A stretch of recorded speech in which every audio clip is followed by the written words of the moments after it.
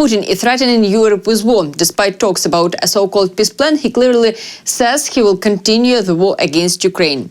My name is Albina Pidhirnyak. I'll share the most important updates next. In Zaporizhzhia, Russian forces carried out an airstrike on a residential building. They hit a high-rise apartment block. People are trapped under the rubble. At least 26 people were injured, including 1 child.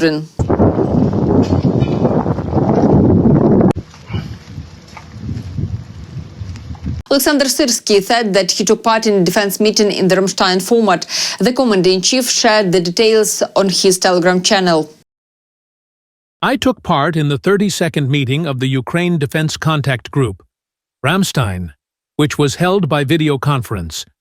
I informed partners about the current situation on the front, which remains difficult. To conduct large-scale offensive operations, the enemy has increased its forces to about 710,000 troops. Despite heavy losses, the Russian army continues its attacks, but has not achieved major operational successes. I shared clear examples of successful actions by Ukraine's defense forces. Thanks to active operations, we pushed Russian forces away from Kupansk and regained control of almost 90% of the city. I also focused on the situation near Pokrovsk. For more than 17 months, Russia has been trying to capture the city, but Ukrainian units are holding their positions and taking back the initiative. As a result of counterattacks, we regained control of 16 square kilometers in the northern part of the city and another 56 square kilometers near Hryshayn, Kotline, and Udakne west of Pokrovsk. In addition to frontline actions, Ukraine is increasing pressure deep inside Russian territory. We are successfully striking critical Russian infrastructure with long-range weapons.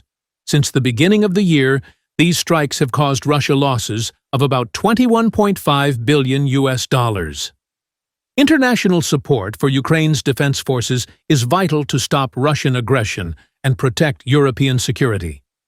I called on partners to increase military assistance, especially air and missile defense systems and long-range strike capabilities. I thanked our partners for their solidarity, political support, and military aid to Ukraine. I also expressed gratitude for their efforts to achieve a fair and lasting peace, and for their belief that a safe and free Europe must be defended together. A few days ago, Volodymyr Zelenskyy visited Kupansk. He showed this video earlier. Now, in Russia, they don't know how to explain their failures. Russia's defense minister Belousov claimed that Kupansk, which is under Ukrainian control, is supposedly occupied. The West group of troops occupied the strategically important city of Kupiansk, which the enemy is unsuccessfully trying to regain for itself. Supply routes for units of the armed forces of Ukraine pass through it. This will expand the security strips in the Kharkiv region and reduce the threat of enemy shelling of the northern regions of the LPR. The Russian dictator once again said that the goals of the so-called special military operation will be achieved. He also claimed that there will be no war with Europe, but Europeans shouldn't relax. Putin said the same thing about Ukraine before. Today we see that the geopolitical situation in the world continues to be tense, and in a number of regions it is becoming critical. NATO countries are actively building up and modernizing offensive forces, creating and deploying new types of weapons, including in outer space. At the same time, in Europe, people are hammered into their heads fears about an inevitable clash with Russia. They say they need to prepare for a big war. All sorts of figures who seem to have held or still hold responsible posts seem to have simply forgotten about their responsibility. They are guided by some momentary, personal or group political interests, but not by the interests of their peoples, and they are increasingly increasing the degree of hysteria.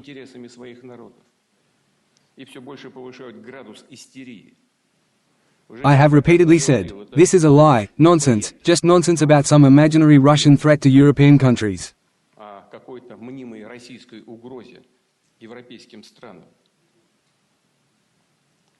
But this is done quite consciously. Meanwhile, the Kremlin continues to comment on the presence of foreign troops in Ukraine. Earlier, Russia was very categorical against foreign forces. Now, Peskov says that everything can be discussed. There was information that the so-called coalition of the willing is thinking about sending contingents to Ukraine to conclude a peace treaty, but no longer under the NATO flag, but as EU contingents. although among them there may be contingents from NATO countries. Is this option acceptable to the Kremlin or not? Well, we will not discuss any topics or individual items in general through the press. As for foreign military contingents on the territory of Ukraine, our position is well known. It was formulated both by the President and at other working levels. Therefore, it is well known, it is absolutely consistent and understandable. But again, this is a subject for discussion. Peskov says that Vychkov is not expected in Moscow this week. As for US sanctions, Russia fears them and again says that relations with the United States may get worse. We have not seen these reports yet. The fact that a number of cabinets in Washington have such plans is well known. Any sanctions harm the establishment of contacts. The president of Ukraine met with Ukrainian soldiers who are undergoing rehabilitation in the Netherlands. Volodymyr Zelenskyy thanked the heroes for their service and thanked Ukrainians partners for their support.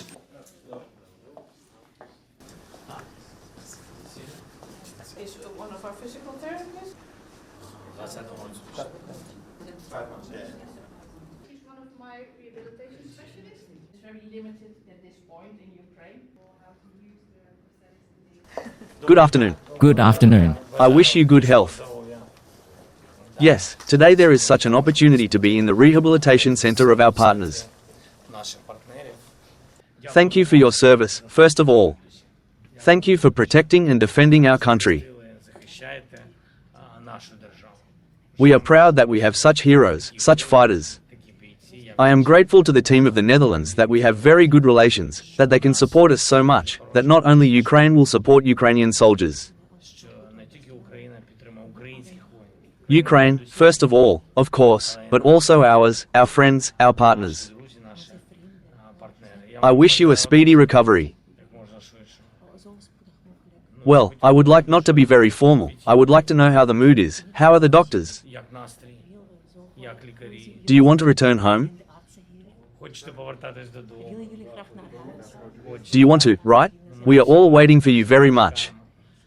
Of course, after this happens, what will be the opportunity? Taking advantage of this moment, I would like to present awards. And this is the gratitude of the entire Ukrainian people for what you have already done. Thank you. The most important content of what you have done has saved Ukraine. Thank you for protecting our state. Glory to Ukraine. Glory to the heroes. I wish you health. Thank you for your service. How is the mood? Thank God, please. Greetings, Sergey. Thank you for your service. I serve the people of Ukraine. Greetings, Tara. Thank you for your service. I serve the people of Ukraine. Thank you for your service, Mykhailo. Hold on. You are great. I serve the Ukrainian people. I wish you health. Thank you. I serve the people of Ukraine. Thank you for your service. I serve the Ukrainian nation. Thank you for your service. Thank you. I serve the Ukrainian people. Greetings, Alexander. Thank you for your service. I serve the Ukrainian people. Once again, we are proud. I am very grateful that your relatives and friends are next to our fighters, that you are supporting. Thank you very much.